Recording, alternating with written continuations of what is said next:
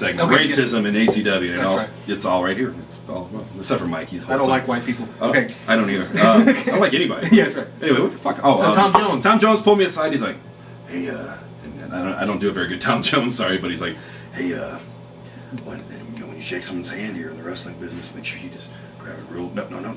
Just grab it real light like that. It's really important. Okay. I'm like, okay. I never caught on before, and I shook everyone's hand. They all did it, so I just kept doing it. Now it's kind of like it almost throws me off guard when people do it because I don't really do it anymore. I don't do it like a pussy. No, I don't do it like an asshole. Now, if I was booked, if I was booked in Vince's locker room or something, I'd do that. I wouldn't do that because I pretty much go out of my way to show them that I know a little something about fucking what I'm doing. Like when Dr. Death came up, or when Honky Tonk or Raven or any of these guys that I've got a chance to work with and stuff. Whenever they did, I did the light shake, and most of them didn't. So Doc gives me a regular shake. Doc hugs me and hugs. kisses me on the lips. Question. What about the handshake? Is just like being in the ring. Some people we're with in the ring like to be a little bit more stiff or a little bit more light. Instantly adjust it based on what you're getting. I just don't think about it. I shake the guy's hand and say, "How the fuck are you doing? It's nice to meet you." That's what I'm saying. I mean, what I do in the ring is going to speak for itself. Right. So. Well, why shake a wrestler's hand different than a dude you meet at the bank? I mean, same guy. Welcome back to Shoot Talkers. I'm still better than everybody here. So, speaking of respect, which I just gave all of these guys, let's talk about Dr. Death Steve Williams. First, let's talk about Danny Hodge. Danny Hodge? Who the fuck is Danny? No, I'm kidding. I was actually going to make a point about Danny Hodge. It relates to the handshaking thing. What do you guys think about Danny Hodge? He's old, and he's strong as hell. But do you respect what he's done? I haven't seen anything that he's done, but I respect what I've heard. But do you think of him as somebody who is a legitimately awesome athlete who has made a mark? Never seen anything. I can't make it. He's the Oklahoma wrestling commissioner. I know that much. Never seen him. Okay.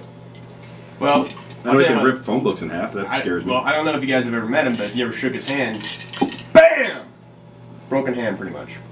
So, I've heard that. Would you see him as disrespectful or an asshole or shitty? If he broke my hand, I'm sorry. I don't care if he's 90. I'll fucking kick him in the side of the knee, you fucking asshole. Well, when my hand was sprained by him, it actually was pretty remarkable. I was like, damn, you fucking how'd you do that? But I don't care if I respect. the Pope comes out and does that. For being someone like me who started off as a fan and then started on crew. I got Motley Crue? Yeah, Motley Crue. They were good bands. You've lost your hair. But just started working there. It's all on his chest now. And these wrestlers come in, you're a little starstruck. You just said, wow, here's all these people that are going to get in this ring and play around. Not by you, dude. Not by you, trust me. Yeah, he was. I'm sipping. But, when I met Mitch W. Carter, I thought this guy was cocky. He ends up being this hot-looking piece of ass that I'd taken prison love. Yeah. But, whoa. But anyway, not on camera or anything. Edit that out. Don't forget.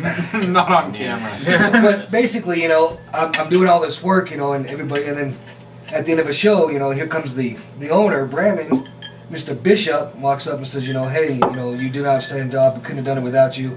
We're sitting at the after party show, and here comes Mitch. This show wouldn't have been nothing without you. And then the next month, I worked my butt off. Thank you very much for free, by the way. That first Join paycheck. the fucking club, Still Buddha. waiting on that first paycheck. Yeah. But the next show, where I'm telling them to buy after the after party. I know. But after the after party, here comes Barry. Mr. Saturday Night stands up, shakes my hand, and says, "You're the hardest worker I've ever met in the indie circle." That meant a lot to me. Now, How'd you shake your hand, though? he shook it like a man. There you go. there you go. That's right. You heard it here. Plus, Michael Berry shakes like a a man. lot of you guys aren't fortunate enough, but to get a hug from Bree, tell you, that's worth every bit of work you can do. Those are 4 of the biggest, nicest tits you'll ever see in your life. Yeah, she's a beautiful woman. So as a fan and as a worker, to get respect from you guys is an honor. It really is. And it makes me work harder. Good deal. Well, That's great. Let's The go thing ahead is, and move on. That's awesome. But one let's last move on to thing. Dr. Death. Hey, it's fucking on the internet. We can go as long as you want. Okay, whatever. Last word guy needs to say something. Last word guy, that's me. Okay. It just doesn't make sense. No, it's inside joke. Yeah. The respect we show for Buddha is something that he's earned in like 5 shows. A lot of guys walk into the locker room and even indie workers. I try not to do it. Of course, I want people to know what I've done, and I want people to know that I'm good at what I do. But like Buddha, he's not even a wrestler yet. But yeah, exactly. But we respect him because he is literally, probably Barry's right, probably the hardest working person we've ever seen. I've ever had on a crew, and I've had a lot of freaking people bust their ass. Thank you. But nothing like Buddha. But that's real respect. And instead of shaking your hand right now, I'm gonna kiss you on the lips. That's going It's on like the cookies. internet, and I'm Yeah. showing it to your wife. Peanut butter cookies. You know, I could say the F word at you guys, but that's too cliched. Friends?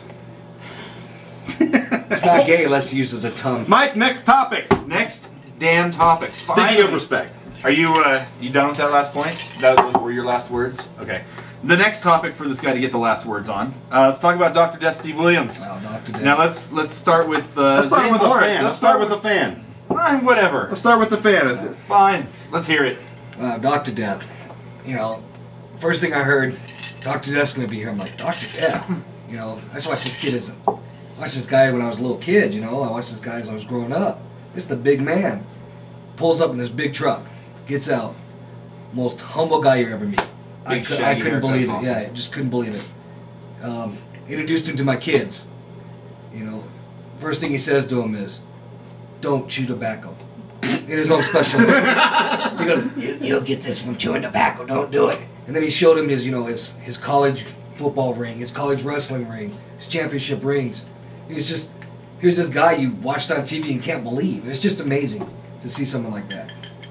And be friends with him. Yeah, just to be friends with him is outstanding. Mitch challenged Dr. Death Steve Williams to the Great Yes. Wing Off at Buffalo Wild Wings and lost respectfully by only a couple wings. However, I blame him for nearly killing Dr. Death Steve Williams. Yeah, Mitch, then he tell- had to have surgery. Thanks. let's Good job, Mitch. Let's tell everybody out there how you almost killed Dr. Death Steve Williams. Available at ZaneMorrisVideo.com. Okay. And Doc won't admit to It any is of this. seriously. So What, the video's on there. Well, what did Doc say first? Nothing. He's too ashamed You to won't talk about admit it. to it. Okay. What's the story, Mitch? Let's hear it. I challenged Mr. Death to the. He's a doctor. He went to school. I haven't seen his degree, so I don't know. Okay. I took him, or it didn't take him anywhere. From Actually, behind. He took you to school. All right, we met up at an after-show party at Buffalo Wild yeah, I Wings. was actually going to talk. I was just Hang on, pausing there's for this the- there's this one guy named Dramatic Steve, there's this effect. guy named Stephen Baxter who's gonna tell you a story, but I'll tell you a story later. Go ahead. What? Just Go, finish the story. Go. All right. As I was saying, Doc was eating at Famous Dave's with me, and I saw him eating barbecue and all that good stuff, and I said, I don't know, just something hit me, and I said, that's it! You and I, wing up tonight. I'll see you there. And he's like, okay. You know? And I'm like, all right. And then throughout the night, I just kept talking shit, and I'm like, you better bring your headgear to this wing off, man. It's like, yeah, keep talking. I'll get you. You know? Yeah, a little something about kind of like that. Speaking of Dr. Death and Famous Dave's, I just have to bring up. I've never seen such a doggy bag whore, Oh, wow. dude. Nobody likes, Doc. dude. I know it's free. But he eats on that for at least for the month that he's away. Granted, he's a 300-pounder, but damn, Doc. It's like, dude. I'm the a 300-pounder and I don't bring doggy First bags like thing that. is, dude, like the food that's left over, boom, man gets like 8 boxes, dude, shovels all the food in, and we never see it again. Yeah, it's gone. It's awesome. I'm just saying it's awesome. I'll follow up on that. My first night with him at Buffalo Wild Wings over the summer, it was Michael Berry, Kenneth Campbell, and a few others. You know, Brianna, and we're all just sitting there picking Doc's brain. And yeah, and The Doc, woman of the cheese. yeah, she has lots of cheese. No, But, guys. Just go. Just go. He's trying. Shut up.